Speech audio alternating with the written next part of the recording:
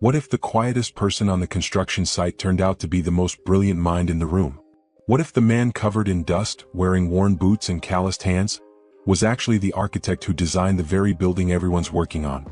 This is the story of the man who drew the sky, a powerful tale of humility, hidden genius, and the strength to rise above prejudice.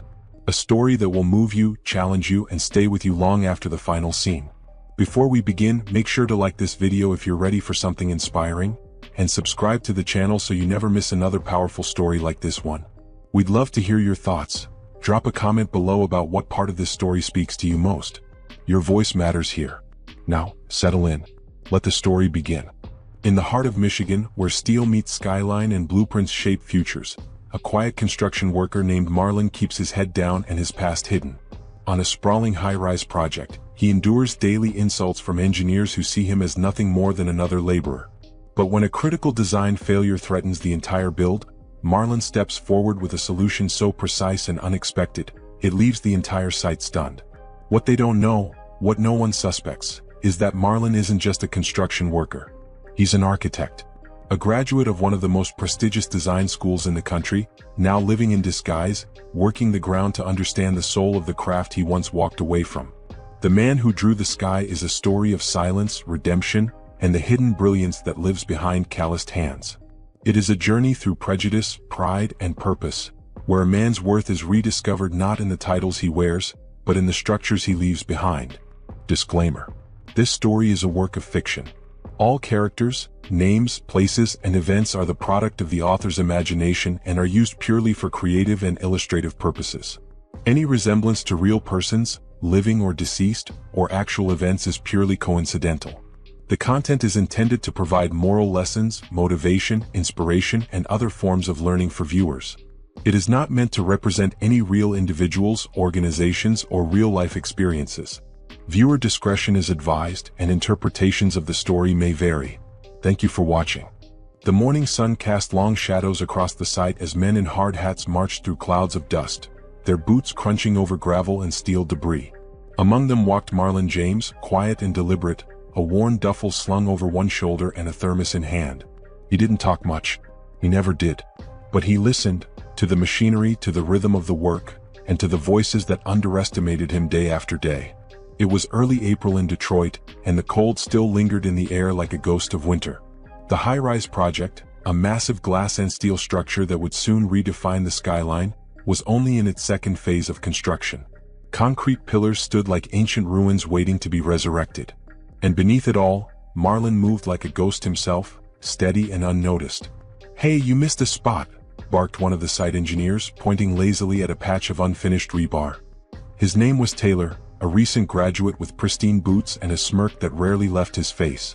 "You want me to draw you a picture?" Marlon said nothing. He gave a short nod, turned back, and fixed the rebar. Taylor shook his head and laughed, already turning away. "He's like a mute statue," one of the other engineers joked. "Bet he can't even read blueprints." They laughed together, oblivious to the weight of their words. Marlon kept working, his hands calloused but sure. Every move he made was precise, almost artistic. He knew the blueprints by heart. He had memorized them in a single night, from the back of the rolled sheets left carelessly on a trailer desk. Not just the structural ones either, even the electrical and HVAC schematics. He understood them all. The other laborers respected him though. Marcus, an older welder with a cigarette always dangling from his lips, often worked beside him. "You don't say much, Marlon," Marcus said one day, sparks flying as they cut through a beam. "But you work like a man who's been here before." "Been in this game long?" Marlon just smiled faintly and said, "Long enough." The site pulsed with the sound of hammering and shouting. Deadlines loomed like storm clouds. The higher-ups, the engineers and architects, were constantly in meetings, debating changes, adjusting schedules. The divide between the workers and the white-collar team was as visible as the yellow caution tape tied around the steel beams. But Marlon watched. He watched how plans were misread, how measurements were guessed instead of checked. He saw how design choices made on computer screens translated poorly to real-world conditions. It made his hands itch. He knew how to fix them. But he stayed quiet. Sometimes at night, Marlon returned to his small rented room in Highland Park, where a drafting table stood quietly in the corner. Old architecture books were stacked in a pile beside it, along with faded notebooks filled with sketches. He would draw for hours, long after the city quieted down, his fingers recreating details he'd noticed during the day. Angles that didn't align. Beams that carried unnecessary weight. Designs that ignored the wisdom of gravity. There, in solitude, he felt like himself again. Not the man the others mocked. Not the ghost on the job site. But the man who drew the sky. Still, he had his reasons for staying hidden. This job was different. This project was large, visible. And what he learned here would help him reshape everything he knew about architecture, from the ground up. At the site, problems began to mount. Small cracks in the workflow turned into costly delays. Materials were reordered. Measurements didn't line up. Tempers flared. The engineers blamed the workers. The workers, in turn, whispered complaints about the engineers. Marlon stayed quiet. He observed. He learned. And in the background, the tension kept rising, like steel beams climbing toward the clouds. By the end of the week, a storm was brewing, not in the sky but in the very foundation of the project itself. And Marlon knew it was only a matter of time before everything came to a head. The following Monday began with a sense of urgency that crept beneath the layers of frost still clinging to the equipment. The air buzzed not with the sound of drills or saws, but with the sharp, clipped voices of supervisors and engineers. Something was wrong. The concrete trucks sat idle. A crew stood around the southern foundation trench, where a problem had stopped the day cold. The issue was with the foundational load-bearing columns. The original placement, designed to support the structure's southeast corner, had revealed a critical miscalculation. The soil in that section had shifted more than anticipated. Settling had already begun. If they continued as planned, the entire tower could develop a lean within 5 years. At worst, it could collapse. Inside the makeshift site office, a trailer lined with monitors, charts, and mismatched chairs, the engineers crowded around a table. Rolled blueprints, some stained with coffee and dirt, were flung open. Taylor stood at the head of the group, flipping through structural models and clicking nervously on his laptop. Layla Nguyen, a junior architect who had just transferred from the Chicago office, listened intently but said little. "This throws everything off," Taylor muttered. "We need to rework the southern grid." "Do you know how long that would take?" asked the senior foreman. "You redesigned those footings and we're 3, maybe 4 weeks behind. You want to be the one who tells the city?" Silence. From outside the trailer, the sun caught the windows just enough for Marlon, walking by with a bag of bolts, to glimpse the scene. He paused. Later, at lunch, he sat near the same trench where the issue had halted progress. The concrete grid stretched beneath his feet like a skeleton waiting to be filled in. As he chewed through a simple sandwich, his eyes never left the beams. He saw what the problem was. More importantly, he saw what could be done. Across the lot, Layla came walking alone, sketchpad in hand. She had taken to exploring the site more than her colleagues, trying to understand how things actually worked outside the comfort of her digital tools. As she passed, she noticed Marlon studying the exposed columns. "You see something?" she asked, more out of instinct than expectation. Marlon glanced up, then back at the site. "Your load-bearing layout is off. It's fighting the natural drainage flow. Soil pressure's too high along that edge." Layla blinked. "You read the structural plan?" Marlon stood and pointed toward the far side of the trench. "You could reinforce the base with a shallow cable tension system.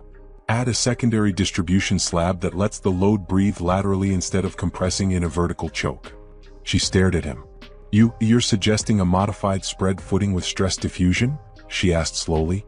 Marlon nodded once. "You wouldn't need to dig again. Just adapt what's already poured. Fasten new anchor points to redistribute the weight." Layla opened her sketchpad and scribbled furiously. It made sense. The logic, the clarity, the confidence in his voice, it wasn't something you heard from a laborer. Not like that. By the next morning, Layla had taken the idea to her supervisor. Skeptical, he allowed a small team to run the calculations. To their astonishment, the numbers worked. Marlon's idea not only solved the problem, it did so faster and cheaper than anything the engineering team had proposed. The office buzzed with whispers. "Who gave you this?" the project manager asked. Layla hesitated, then answered, "One of the workers." "Which one?" She hesitated again, then said, "Marlon. Marlon James." Outside, Marlon continued his work without mention. He tightened bolts. He checked measurements. He ignored the stares he had begun to notice. Inside the trailer, Taylor was furious. "There's no way he figured that out himself," he barked. "You're telling me a guy with a wrench and no degree just rewrote our footing solution?" But the senior engineers weren't laughing anymore. Later that day, Layla approached Marlon again, more deliberate this time. "You studied this," she said. Marlon wiped the sweat from his brow and didn't look at her. "I've seen a few designs go bad before." "Where'd you go to school?" There was a long pause. "Michigan," he said quietly. "Then MIT. She stared at him, waiting for the punchline that never came. "And now you're here?" "I wanted to know how it really worked," Marlon said. "Not just on paper. From the ground up." The wind passed between them. A gust lifted dust and grit through the unfinished beams. By the week's end, the company officially adopted Marlon's solution. A notice was sent to all departments. The construction schedule resumed. But nothing on the site felt quite the same. Because for the first time, people had started to see Marlon, not as a background figure in a hard hat, but as a man with eyes that saw deeper than blueprints and hands that knew more than how to lift steel. By Friday morning, the crew arrived to find the site buzzing with more than drills and nail guns. The tension that had clung to the concrete like dust had lifted, replaced by something quieter, harder to name. Men who once passed Marlon without a glance now looked at him longer. Some nodded. A few even said hello. Marlon, as always, arrived early. He moved through the metal skeleton of the building with practiced ease, climbing steel beams, checking joints, brushing his hand across surfaces as if feeling for stories buried in the welds. To him, every unfinished wall whispered something. A mistake made. A solution waiting. A dream half-formed. Layla watched him from across the lot. Since their conversation at the trench, she had been curious, restless, even. The moment she'd returned to her apartment that night, she had searched his name online. What she found sent a chill down her spine. Marlon James. Architect. Dual graduate in structural design and architectural theory. Former partner at Remmert and Lowe. Award recipient from the National Design Collective. Disappeared from the profession 6 years ago. No public statements. No contact. She had clicked through old images, photos from awards galas, interviews, articles.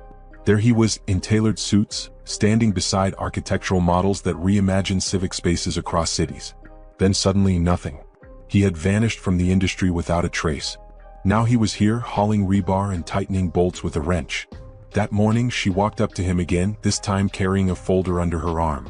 "I printed something," she said, "from a 2017 symposium. You were a guest speaker. Bridging Vision and Structure. I read your lecture. You talked about the divide between the architect's desk and the builder's hands." Marlon kept working. His silence wasn't dismissive, just quiet. "I used to think good design started on paper," she continued, standing beside him now. "But I've been on this site for 2 months and everything feels fractured. No one talks to each other. No one listens."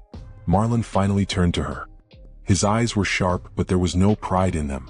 Just experience. "Design isn't just lines on paper," he said. "It's weight, balance, time. You learn it from steel, not just sketches. From dirt, not just theory." She nodded. Later that day, during a safety briefing, the site manager unexpectedly called Marlon's name. "You're the one who came up with that foundation revision?" The crew turned. Marlon nodded once. "Well," the manager said, clearing his throat, "hell of a save. You probably kept this project out of bankruptcy." Someone in the crowd clapped. Then another. Soon, a wave of slow, uncertain applause rolled across the crew. It was the first time Marlon's name had echoed across the job site like that. He didn't smile. He just nodded slightly and walked away the way he always did. But in the locker room that afternoon, the jokes weren't the same. Taylor, who once led the jeers, now sat silently lacing his boots. He looked up as Marlon entered but said nothing. Marcus, the welder, gave Marlon a grin and tossed him a bottle of water. "Damn man," he said, "you've been holding out on us. Should have known by the way you looked at those beams." Marlon shrugged. "Didn't seem important." Marcus laughed. "Around here? That kind of brain is like bringing gold to a scrapyard." Over the weekend, Layla brought up Marlon's name again in the design meetings. She advocated for bringing him into discussions officially. The response was mixed. Some were curious. Others scoffed. One senior designer said flatly, "We don't hire field guys to make design calls." But the higher-ups had taken notice. An email was sent from the corporate office requesting a private meeting. On Monday morning, Marlon was called to the site trailer. A representative from the head firm waited inside, along with the project manager and a legal advisor. The room was sterile. The tone formal. "We understand you proposed the recent foundation adjustment," the representative said. "I did," Marlon replied. And we understand you have formal architectural training. I do. May we ask why you chose not to disclose that when you were hired as a laborer? Marlon's voice was even. I wasn't here to be seen. I was here to see. The silence was heavy. You realize you've likely violated professional disclosure clauses in your licensing agreements, the legal advisor added. I'm not practicing architecture, Marlon said. I'm working construction. The rep leaned back. And yet, you solved a problem none of our engineers could. Marlon looked at them without blinking. Because I knew how it would fail before it did. They stared at him, uncertain whether to reprimand him or recruit him. Before the meeting ended, the rep asked him to consider stepping into an advisory role for the remainder of the build. A formal contract, a title, a return to the profession. Marlon stood, nodded, and said, "Let me think about it." He walked out of the trailer, past stacks of cinder block and tool bins, back into the noise and dust of the real world. The sky above was clear now, pale blue and stretching wide over the rising steel. He was still a man among ghosts, walking the narrow line between two worlds. But now, at least, they were beginning to say his name. March turned to April in Detroit, and the building rose taller each week. Steel bones pierced the sky, wrapped in scaffolding and tarps that rippled in the wind like sails. The structure was starting to look like what it would become. Tall, sure, alive. But beneath that surface, something deeper was shifting. Marlon had not yet accepted the offer from corporate. He continued to work on site each day, his name now spoken with a mix of respect and curiosity. Though most of the crew had warmed to him, there were still sideways glances, still low murmurs in corners of the locker room or around barrels of burning scrap in the early morning cold. Taylor hadn't spoken to him since the meeting. His pride hung in the air like a rusted pipe about to fall. In truth, Marlon didn't care for titles. He didn't want a corner office or a badge clipped to his shirt. He had tried that life once. He had been praised and published, flown across oceans to speak to rooms filled with people who nodded at his ideas but never touched the things he designed. He had spent years behind polished desks, making decisions that would affect men whose names he never knew. Then came the day one of his buildings cracked under pressure, a fracture that rippled down from a poorly interpreted plan, approved without field input. No one had died, but the failure was public, the fallout brutal, and the shame heavy. That was when he disappeared. That was when he chose to become one of them. A man in gloves and boots standing in the dirt. To learn again. To feel the pulse of real work in his hands. Now here, in the heart of Detroit's rebirth, he stood among girders and glass and felt the old weight again, only different. Not shame. Not regret. Something new. Purpose maybe. One afternoon, as he helped weld a support bracket to the eastern frame, Layla climbed the beam beside him, safety harness clipped, wind in her hair. "They want your answer," she said over the clanging of tools. "Project oversight. Official title. Triple your pay." Marlon kept welding. Sparks flew. "I'm already overseeing it," he said. She smiled. From the shadows. He shut off the torch, looked at her through the glare of the visor. "They want to bring me back into the fold. I'm not sure I ever belonged there." Layla sat down beside him, feet dangling above the street 10 stories below. "You changed the way we think," she said. "The way we talk to the crews. That's not a small thing." "I didn't come here to change anything," he said. "I came here to remember." Down below, a truck backed up with a loud beep. Men shouted over the roar of machinery. A radio played some old soul tune out of a cracked speaker. "You remember the building on Cass Avenue?" Marlon asked suddenly. "Old one they tore down last year?" "Yeah," Layla said. "With the arched windows. I designed that." She looked at him, surprised. "You did?" He nodded. "It was the first time I worked with the city on low-income housing. I wanted it to be a place where people felt proud to live. But the contractor cut corners. And I didn't catch it in time." He stared out over the skyline. "I've been carrying that for years." Layla was quiet. Then she said, "Maybe this is your way of setting it right." The next morning, the site manager approached Marlon with a revised proposal. No office. No relocation. A hybrid role, stay on site, oversee construction details, and liaise with the design team. They called it a pilot position. Said they'd never done it before. He read it over without saying much, then folded the paper and tucked it into his coat. "I'll let you know," he said. Later that week, an unexpected storm rolled in from the west. High winds rattled scaffolding. Rain soaked equipment and delayed concrete pouring. Marlon stayed late to help tarp the materials. So did Marcus. So did Layla. Under the shelter of the half-finished rooftop, they worked side by side, soaked and shivering. "You think it'll hold?" Marcus asked, nodding toward the exposed framework. Marlon pressed his palm to the cold steel. "It'll hold," he said. For a moment, the three of them stood in silence, listening to the storm hammer the city around them. Down on the sidewalk, a young boy in a hoodie stood with his mother, staring up at the tower through the rain. His eyes wide, his mouth slightly open. Marlon watched him from above. He remembered being that boy. And somewhere deep in his chest, the sky began to open. The wind over the city began to shift. Spring was no longer a rumor but a truth you could feel in the mornings, in the softness of the sun as it touched the cold edges of steel, in the way people walked a little slower, lingered a little longer in conversation. On the construction site, the tower had begun to resemble a finished thought. Glass panels replaced skeletal frames. The elevator shaft was tested. Stairwells were poured and cured. The bones of the building were no longer bare. Marlon moved through it all like someone who had always belonged there. He still wore the same boots. Still carried his old tape measure with the faded initials scratched into the side. But now he walked between both worlds, on the ground with the crew and in the temporary office with the engineers. The title wasn't important. What mattered was the trust. He had accepted the hybrid role reluctantly at first. But it became clear that his presence was not a formality. The new role gave him access and, more importantly, gave him influence. When he spoke in design meetings, people listened. When he pointed out structural inconsistencies, no one argued. Layla had made sure of that. She had taken it upon herself to advocate for him every step of the way, navigating the internal resistance like a seasoned diplomat. One morning, Taylor approached him during a site walk. The two stood by a newly installed HVAC unit on the upper floors, the city skyline spread out behind them. "I didn't like you," Taylor said, blunt and unfiltered. "Still not sure I do." Marlon nodded. "Fair enough. But I was wrong," Taylor added. "You saved this project."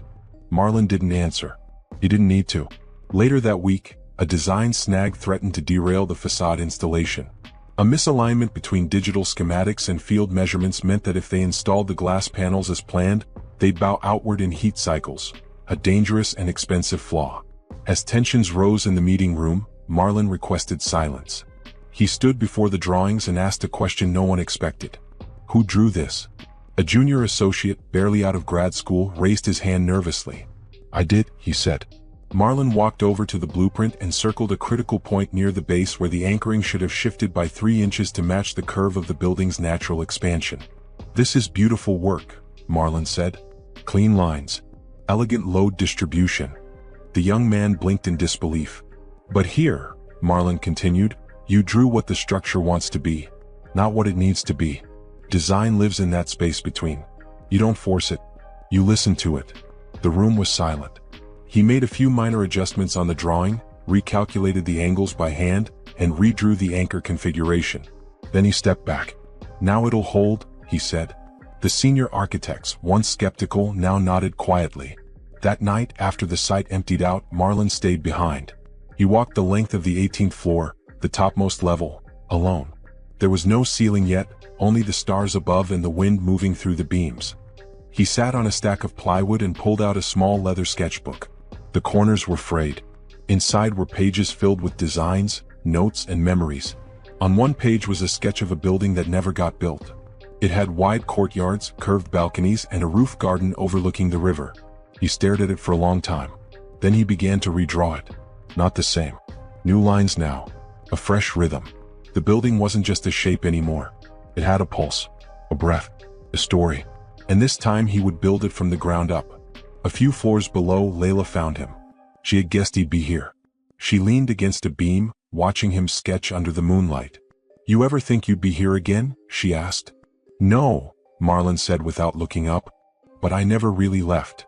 She walked over, glanced at the drawing. "That's beautiful." "It's not done," he said. "Neither are you."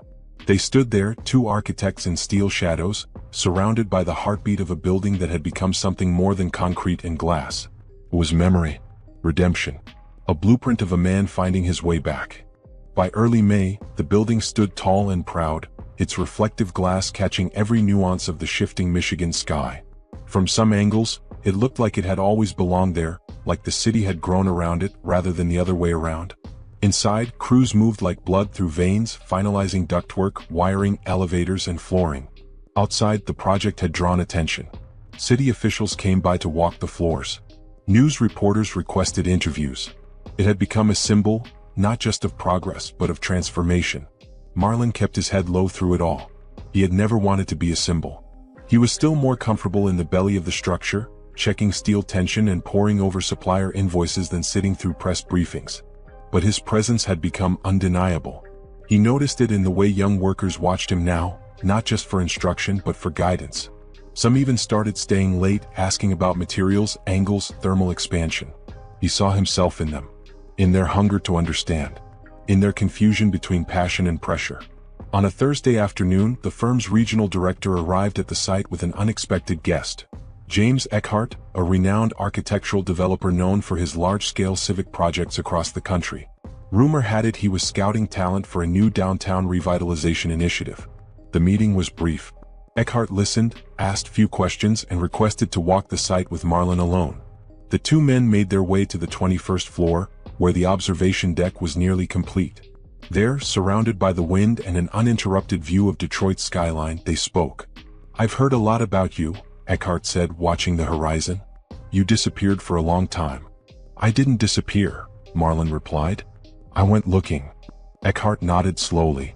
"This building, it breathes. That doesn't happen by accident." "It's not just mine," Marlon said. "It belongs to the people who built it." Eckhart turned to him. "You ever think about leading something bigger? A city-scale project? Something permanent?" "I think about doing it right," Marlon said. "That's enough for me." Eckhart reached into his coat and handed over a business card. "If you change your mind," he said, "we could use someone like you." That evening, as the crew packed up and the lights in the building dimmed floor by floor, Marlon returned to his sketchbook. He flipped to a blank page. No designs this time.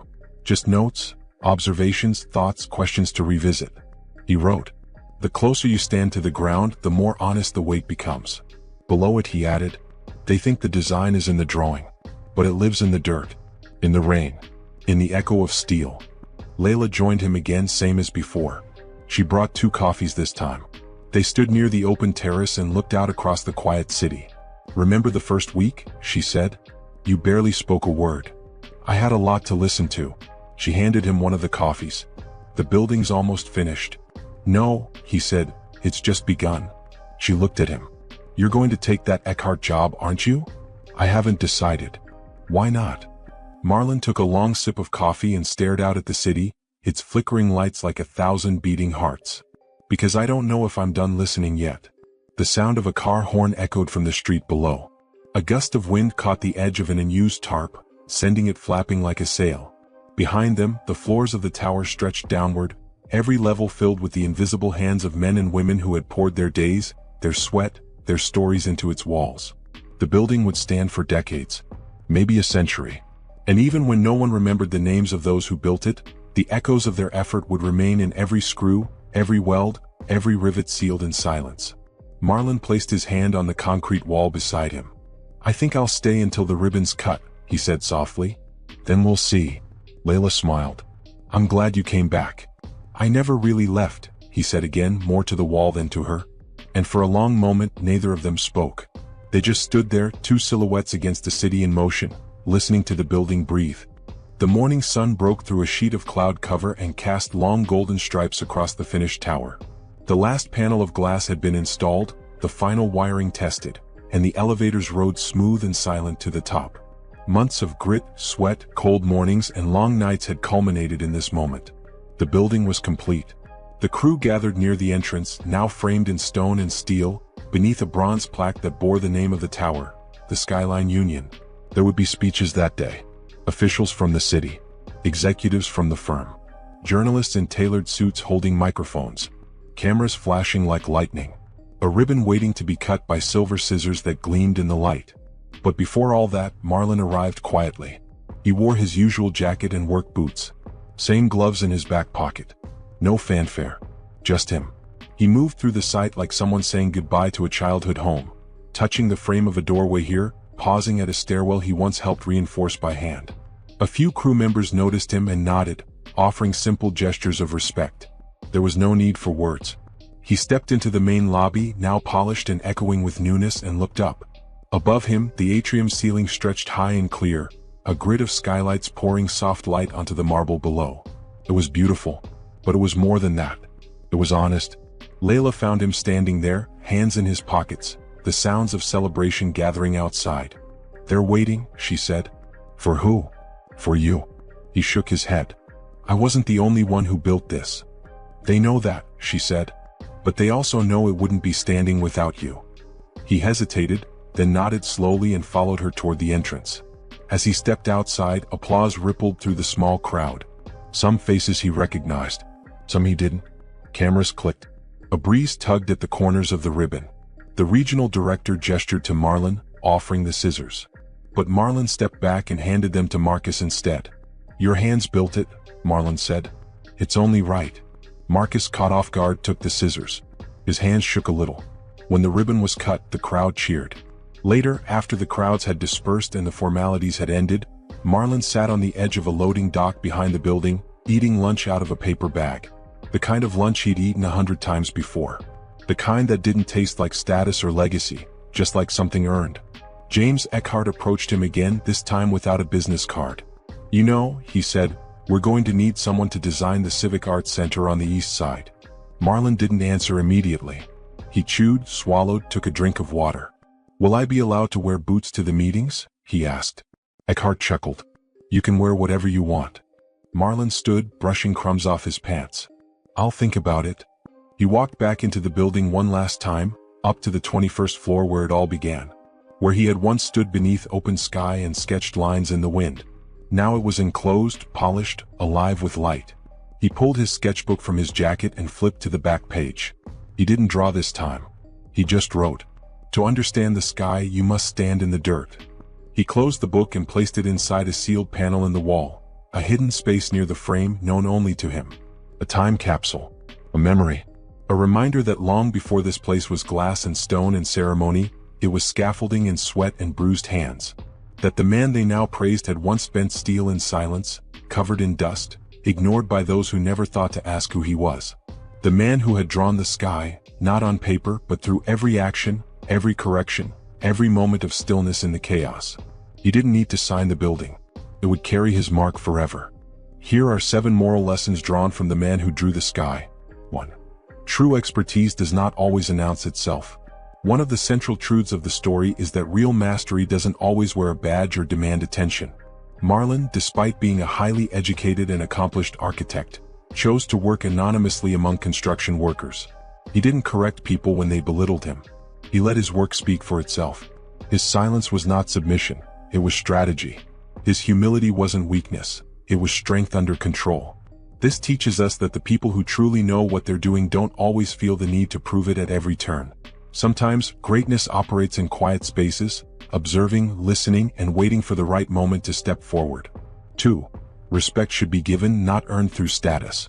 At the beginning of the story, Marlon is dismissed by the engineers simply because of how he looks, what he wears, and the position he holds. But as the story unfolds, we realize that titles can be deceiving, and wisdom doesn't always come from the most visible positions. The workers respected Marlon not because of any resume but because of how he treated them, worked beside them, and understood their world. This is a lesson in dismantling prejudice and remembering that respect should never be transactional. It's a reflection of your values, not your assumptions. 3. Listening can be more powerful than speaking. Marlon's decision to remain silent and observe the inner workings of both the design process and the construction process reveals a vital truth, that listening isn't passive. It's an active, often radical, form of leadership. In a world where people are quick to talk and defend themselves, Marlon chose to listen. He watched how people behaved under pressure. He paid attention to details others missed. And when the time came to speak, his words carried weight because they were rooted in understanding. This is a powerful reminder that leadership is not always about being loud. It's about being aware. 4. The ground teaches what the classroom can't. Though Marlon graduated from a prestigious university, he deliberately placed himself in the physical, dirty, demanding world of construction. Why? Because knowledge without application is incomplete. He understood that theory must meet practice, and that understanding a design on paper isn't the same as feeling the tension of a steel beam or the weather's impact on drying concrete. This lesson encourages us not to rely solely on formal education or accolades. Sometimes, the real learning happens where things break, where plans go wrong, and where human hands meet raw material. 5. Redemption is a journey, not a moment. Throughout the story, there's an emotional thread of Marlon returning, not just to the profession but to himself. He carries a past filled with burned bridges, disappointment, and perhaps personal guilt. But his actions aren't about erasing the past, they're about building something new on top of it. He redeems himself not by grand gestures, but by consistent integrity, humility, and impact. This teaches us that you can always start again. Mistakes may leave scars, but they don't have to define your future. Redemption isn't about how others see you, it's about how you choose to move forward when no one is watching. 6. The most lasting contributions are often invisible. Marlon doesn't need credit. He doesn't ask for recognition. In fact, he hides a piece of himself, a sketchbook, a note, within the walls of the building. The physical structure may rise, but his most important contributions are in the lessons he left behind, the standards he upheld, and the lives he influenced. This reminds us that legacy isn't always about having your name on a plaque. Sometimes it's about shaping the world in a way that lasts long after you're gone, in actions, in principles, and in people. 7. Dignity is not defined by occupation. At the heart of the story is the truth that every role matters. Whether you're designing the blueprint or pouring the concrete, your contribution is essential. Marlon never saw himself as above the work. Even when he had a chance to step into a high-profile role, he still brought lunch in a paper bag and sat with the crew. The moral here is simple: there is no shame in labor. No task is beneath anyone. Dignity comes not from titles, but from how we carry ourselves and how we treat those around us. These 7 lessons reflect not only the character of Marlon but also the world he walks through. A world filled with misunderstanding, hierarchy, ambition, and quiet strength. In The Man Who Drew the Sky, we don't just watch a man build a tower. We watch him rebuild himself, one act of humility, one sketch, one floor at a time. Thank you for watching and listening to The Man Who Drew the Sky. We hope this story inspired you, moved you, or gave you something to think about. Stories like this remind us that true strength often lives in silence, and that greatness doesn't always ask to be seen. If this video spoke to you, don't forget to give it a like, and if you haven't already, subscribe to the channel for more powerful stories, lessons, and creative journeys just like this one. We'd love to hear what part of the story left the biggest impact on you.